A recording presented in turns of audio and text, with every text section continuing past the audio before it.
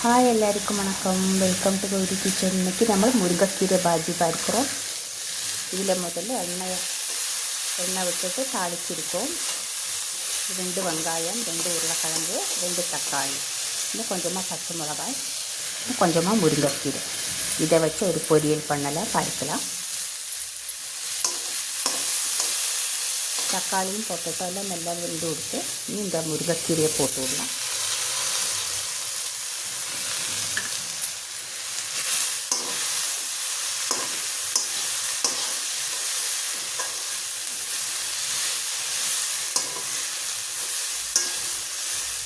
தேவையான அளவு உப்பு, மஞ்சள் எல்லாம் முதல்ல போட்டாச்சு. இது நல்லா அந்த வெந்து கிடக்கட்டும். ஒரு 5 நிமிஷம் மூடி வச்சுக்கலாம்.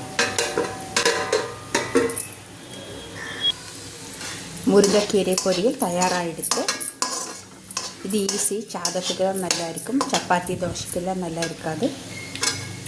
எல்லோரும் ட்ரை பண்ணி பாருங்கள். தேங்க்யூ.